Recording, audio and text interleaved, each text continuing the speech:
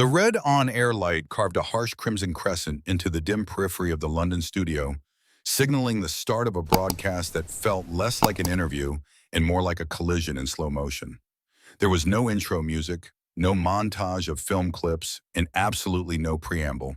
Piers Morgan sat behind his glass desk, his posture rigid, his eyes locked onto the monitor where Jason Momoa sat thousands of miles away. The satellite delay hummed in the background, a ghostly tether connecting a sterile newsroom in the UK to a sun-drenched, wood-paneled room in Hawaii. Jason looked relaxed, but it was a deception. His shoulders were too high, his jaw set like granite. "Jason," Piers began, his voice cutting through the studio silence with surgical precision. "You have spent the last decade building a brand on being the protector of the earth, a guardian of the oceans, and a voice for the marginalized.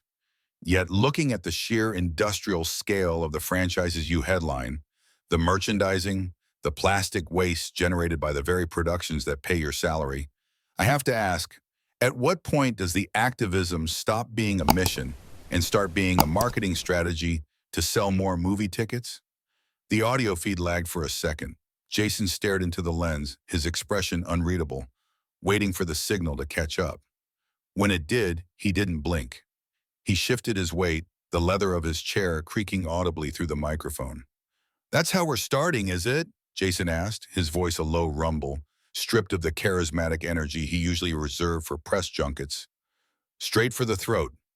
No hello, just an accusation." "It's not an accusation, Jason, it's a calculation," Piers countered, not missing a beat. "I'm looking at the numbers. You preach sustainability, yet you are the face of corporate machinery that consumes more resources in a week than your average fan does in a lifetime. Is that not the definition of hypocrisy?" Jason leaned forward, his massive frame filling the frame of the monitor. The connection pixelated slightly around the edges of his hair, a digital artifact of the distance between them. "I use the platform I have, Piers. That machinery you talk about? It gives me a microphone loud enough to be heard. If I didn't take the check, someone else would, and they wouldn't be redirecting the funds into the ground like I do. You think silence saves the planet? I think consistency saves credibility," Piers shot back. "And that is what I am struggling to find here. You talk about the ground and the roots, but you live in the sky, Jason.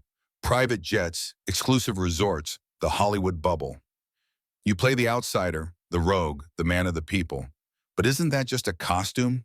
Aren't you just another member of the elite telling the working class how to live while you live by a completely different set of rules?" Jason let out a short, sharp breath, not quite a laugh, more like a release of pressure.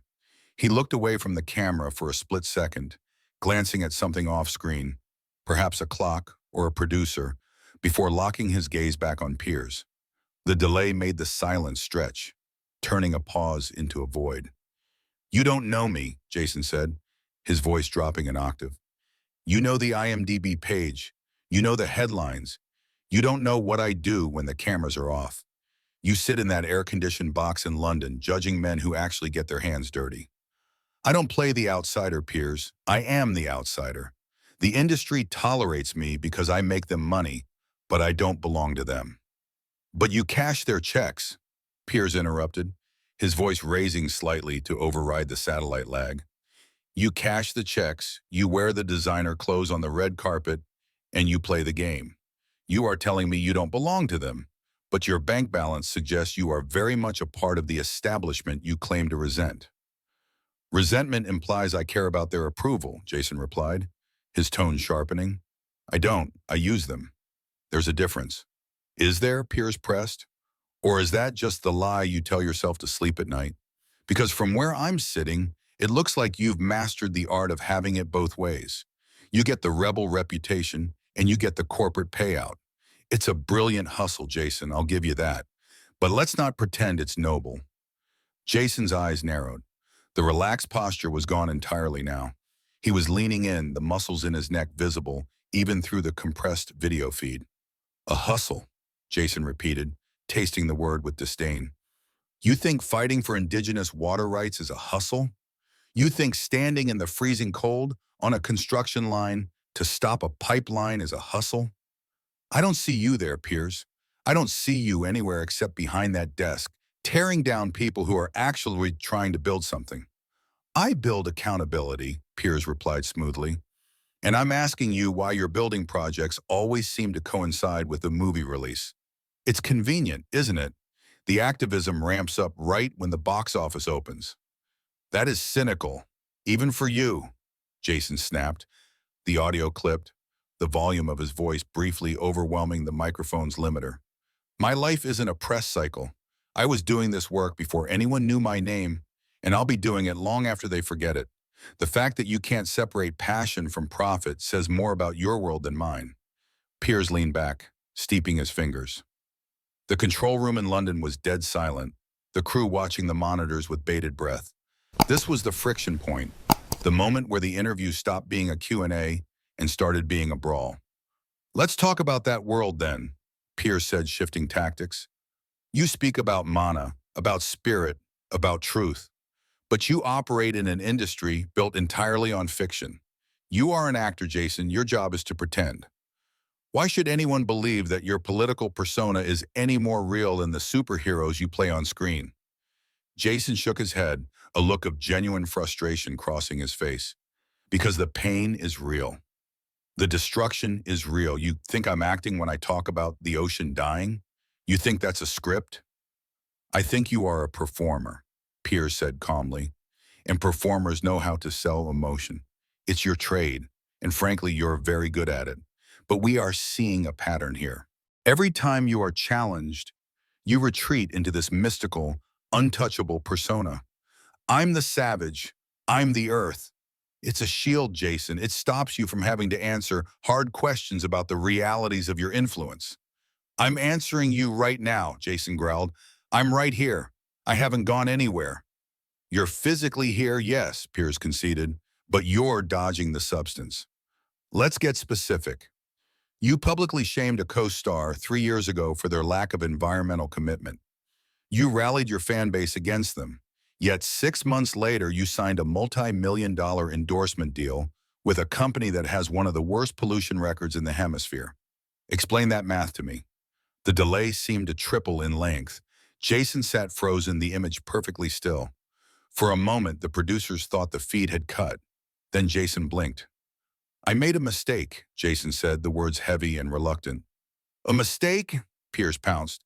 You signed a contract. You shot the commercials. You took the money. That's not a mistake, Jason. That's a business decision. And it contradicts everything you preach to your young fans. I vetted them, Jason argued, defensive now. They promised a pivot to green energy. They showed me plans. I believed them. When I realized they were lying, I walked. But you kept the money, Piers stated. It wasn't a question. Jason's jaw tightened. I donated that money, every cent of it. After you were caught, Piers corrected, after the press started asking questions. That's not integrity, that's damage control. And this is my point. You want the moral high ground, but you only climb up there when the cameras are watching. When the check clears, you're just as compromised as the rest of us. I am nothing like you, Jason said, the volume of his voice dropping to a dangerous whisper. I made a bad call based on hope. You make your living based on hate. You monetize division. Don't compare my stumble to your entire career. Piers didn't flinch. He smiled, a thin, icy expression that didn't reach his eyes. Hate is a strong word, Jason. I challenge narratives, and right now your narrative is leaking. You say I monetize division. You monetize anger. You monetize the idea that the system is broken, while you sit at the very top of that system reaping the rewards. You are the establishment you claim to fight. I use the system to break the system, Jason retorted. That is the oldest excuse in the book, Piers sighed. That is what every revolutionary says right before they buy their third mansion. It's seductive, isn't it? The idea that you can be rich and famous and still be one of the people, but you're not. You're royalty, Hollywood style. And like all royalty, you don't like it when the subjects start asking where the taxes are going. Jason shifted in his chair, his hands gripping the armrests. The physical distance between them was the only thing keeping the tension from boiling over into something physical. The screen flattened the interaction, but it amplified the psychological pressure. There was nowhere to look but the lens, nowhere to hide. You're trying to paint me as a villain because it fits your headline, Jason said. You want the angry savage. You want the hypocrite actor. It makes for good TV, but the people watching this, they know the work I do. They see the hands-on impact. Do they? Piers asked. Or do they see the Instagram posts? Because there is a difference between impact and content. And you, my friend, are a master of content. You curate your ruggedness. You style your rebellion. It's aesthetic activism. It looks great on a billboard, but does it actually change legislation? Does it actually clean the water? Or does it just sell more merchandising for your next blockbuster? It raises awareness, Jason said, his voice straining. It starts the conversation. Awareness, Piers scoffed. The currency of the celebrity. It costs nothing and changes nothing. It's easy to raise awareness from a first-class seat. It's much harder to change your own lifestyle. Tell me, Jason, when was the last time you flew commercial? Jason remained silent. The question hung in the air, toxic and precise. That's what I thought, Piers continued, filling the silence. And I don't begrudge you the luxury. You've earned it. You're a talented man. But don't lecture the single mother in Birmingham about her carbon footprint while you're burning more jet fuel in a weekend than she will in a decade. That is the arrogance that people are sick of. I have never lectured a single mother in Birmingham, Jason said, his voice tight. I go after the corporations. I go after the governments. But you act as their billboard, Piers shouted, finally raising his voice. You are the face of the corporations. You are the shiny object they dangle to distract us. How can you not see that? You are not the resistance, Jason. You are the distraction. Jason looked down. He seemed to be counting to 10, the feed glitching again, freezing his face in a grimace of suppressed rage. When the motion resumed, he looked tired. Not physically tired, but spiritually exhausted by the circular nature of the trap. You twist everything, Jason said quietly. You take a life of service and you reduce it to a spreadsheet. You don't understand culture. You don't understand community. In my culture, we serve. We give back. That is what I do. The method changes, but the spirit is the same. And there it is again, Piers noted. The cultural shield. You retreat to heritage whenever the logic fails. I respect your heritage, Jason, deeply. But heritage is not a get-out-of-jail-free card for hypocrisy. You can't use your background to deflect from your current reality. My background is my reality, Jason snapped. It defines how I walk through this world. Something you wouldn't understand because you walk through the world looking down at everyone. I look at facts, Piers said, and the fact is you are increasingly intolerant of anyone who doesn't worship at the altar of your celebrity. You came into this interview expecting a coronation. You expected me to ask about your workout routine and your latest premiere, and now that I'm asking about your integrity, you're unraveling. I'm not unraveling, Jason said, though his rapid breathing suggested otherwise. I'm disgusted. I'm disgusted that I agreed to this. I thought we were going to have a conversation about the issues, about the world. We are talking about the world, Piers said. We are talking about the world you actually live in versus the one you pretend to live in, and you don't like the reflection. I don't like the distortion, Jason corrected. You're a funhouse mirror, Piers. You take something straight and you bend it until it looks ugly. That's your talent. That's your legacy. When you're gone, nobody is going to remember what you built. They're only going to remember what you destroyed. Piers smiled again, a genuine smile this time, sharp and dangerous. And when you're gone, Jason, will they remember the activist? Or will they remember the action figure? Because right now, the plastic toy is lasting a lot longer than the principles. Jason froze. The insult landed deep. It attacked his art, his purpose, and his ego all at once. The screen flickered as the connection struggled with the bandwidth, almost as if the digital infrastructure itself was buckling under the weight of the animosity. You think this is a game, Jason said, his voice trembling with restrained anger. You sit there in your suit, safe in your studio, throwing stones at people who are out in the storm. You have no idea what it takes to hold the line. I hold the line every night, Piers countered. I hold the line against the vacuous, self-congratulatory celebrity culture that demands adoration but refuses scrutiny. You are used to softballs, Jason. You are used to journalists who are fans. I am not a fan. I am a critic. And you seem to have forgotten that criticism is a necessary part of democracy. This isn't criticism, Jason spat. This is baiting. You're trying to get a clip for your YouTube channel. You want me to explode. You want the angry Jason moment. I want an answer. Piers slammed his hand on the desk, the sound echoing in the studio. I want you to admit that there is a conflict between your message and your money. Just admit it. Admit that you are compromised. It's not a crime, Jason. It's the human condition. But stop pretending you are above it. I am not compromised, Jason shouted back, his voice finally breaking the barrier of control. I am navigating a broken world the best way I can. I am using the tools of the enemy to fight the enemy. That is strategy, not compromise. Strategy, Piers repeated, lowering his voice to a lethal calm. So the millions of dollars are just tactical supplies? The luxury villas are just base camps for the revolution? Do you hear yourself? You sound ridiculous. You sound like a man who has believed his own press release for too long. Jason stared at the camera, his chest heaving. The delay made it impossible to interrupt effectively, so he had to wait for Piers to finish every jab before he could swing back, which only added to his fury. He looked trapped. Trapped by the format, trapped by the logic, trapped by his own public image. I'm done with this, Jason said, shaking his head. I'm not doing this dance with you. You're not listening. You're just reloading. I'm listening perfectly, Piers said. I'm hearing a man who is terrified of being called a fraud, and the louder you shout, the more fraudulent it sounds.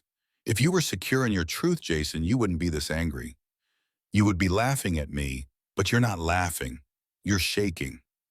I'm shaking because I'm holding back, Jason said, his eyes dark. I'm holding back because I was raised to respect my elders, even when they don't deserve it. But you are testing the limits of that respect, Piers. You are pushing somewhere you don't want to go. Is that a threat? Piers asked, tilting his head.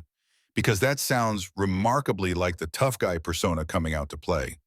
The mask is slipping, Jason. The peaceful warrior is looking a lot like a bully. I'm not bullying you, Jason said, incredulous. I'm sitting in a chair. You're the one attacking me. I am asking questions, Piers insisted. You are the one introducing physical implicit threats, holding back, pushing limits. It's the language of intimidation. And it doesn't work on me. I've interviewed dictators, Jason. A disgruntled actor doesn't scare me. Jason laughed, a harsh, dry sound. Dictators, right. You equate me with dictators now? This is a joke. You are a joke. The joke, Piers said, is that you think your celebrity grants you immunity from reality. You think because you are beloved, you are correct. But popularity is not a proxy for morality. You can be famous and be wrong. And tonight, Jason, you are wrong. You are wrong about your impact. You are wrong about your methods. And you are wrong to think you can come on my show and dictate the terms of engagement. I didn't want to dictate terms, Jason said. I wanted a conversation. But you are incapable of conversation. You only know combat. I know the difference between a conversation and a sermon, Piers shot back. And you came here to preach. You expected the congregation to say amen. Instead, you got a heckler. And you can't handle it. I can handle you fine, Jason said, his voice steadying, turning cold. I just realized you are not worth the energy. I have finite time, Piers. And spending it arguing with a man who makes a living off other people's misery is a waste of my mana. Mana, Piers repeated mockingly. There it is again, the mystic exit strategy. You're going to float away on a cloud of spiritual superiority because you can't win the argument on the facts. I don't need to win an argument with you to know who I am, Jason said. He reached for something off camera, perhaps a glass of water, or perhaps the controls to the feed. My children know who I am. My people know who I am. That's enough. Is it? Piers asked. Or is that just what you tell yourself to drown out the cognitive dissonance? Because deep down, I think you know I'm right. I think you look in the mirror and you see the sellout staring back. And that burns, doesn't it? It burns hotter than the climate change you're so worried about. That was the line, the breaking point. Jason stopped moving. He stared directly into the lens, his eye boring across the ocean, through the satellite relay, and into the studio in London. The silence that followed was absolute. The static hiss of the open line was the only sound in the broadcast. "You are a sad, small man," Jason said, his voice devoid of anger now, replaced by something far worse: pity. "You have all this platform, all this power, and you use it to make the world smaller. You use it to make people cynical. You think you're exposing the truth, but all you're doing is poisoning the well. You want me to be a hypocrite because if I'm a hypocrite, then nothing matters. If the guy trying to save the ocean is a fraud, then you don't have to worry about the ocean, do you? You can just keep counting your money and feeling superior." Piers opened his mouth to interrupt, but Jason held up a hand. The gesture was commanding, authoritative. "I'm not finished," Jason said, his voice hard as steel. "You want to talk about accountability? Let's talk about yours. You tell millions of people that trying is pointless because everyone is corrupt. You sell hopelessness. That is your product. And I might be flawed, Piers. I might be contradictory. I might take the check.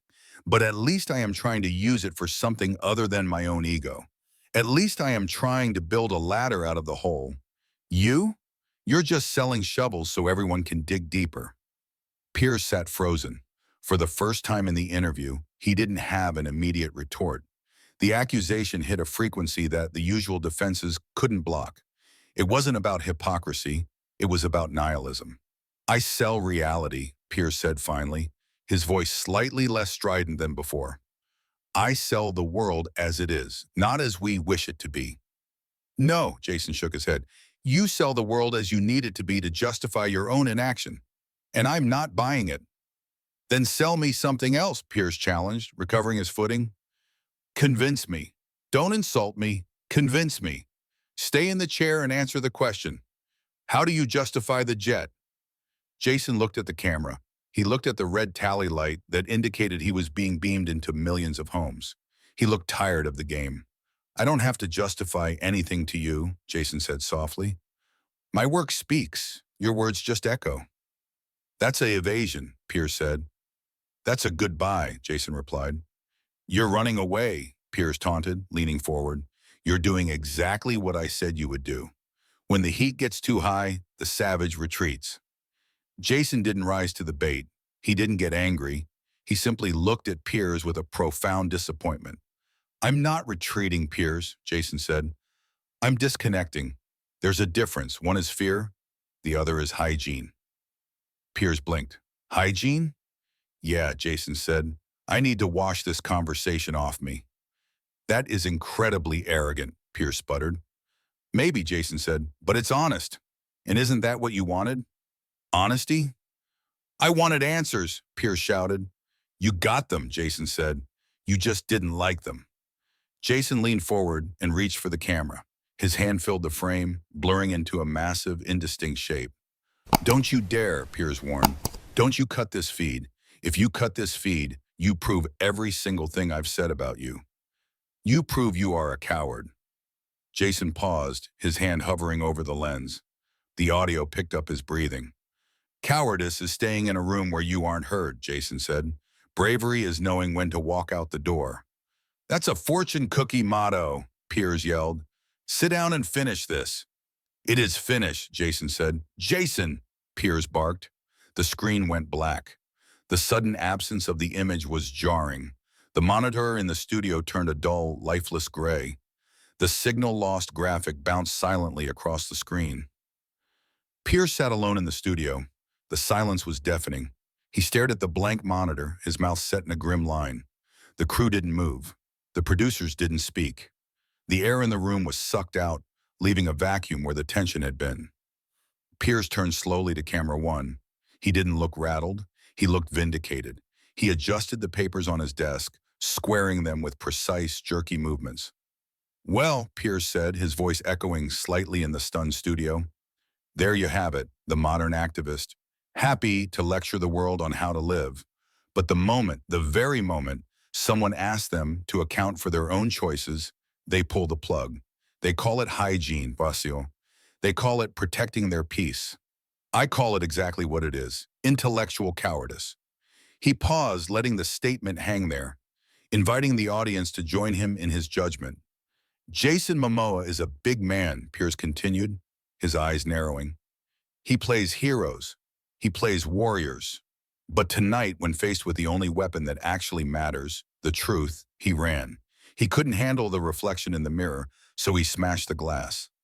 Piers leaned into the camera, his face filling the screen, mirroring the way Jason had just minutes before. He says I sell hopelessness, Piers said, his voice dropping to a whisper. He says I sell shovels. Maybe I do, but at least I'm not the one pretending that digging a hole is the same thing as flying. He held the gaze of the audience, unapologetic, unresolved. The interview was over, but the argument was just beginning. The screen faded to black, leaving only the echo of the accusation and the question that no one, not Jason, not Piers, and certainly not the audience, could truly answer. Who actually won? The credits rolled in silence.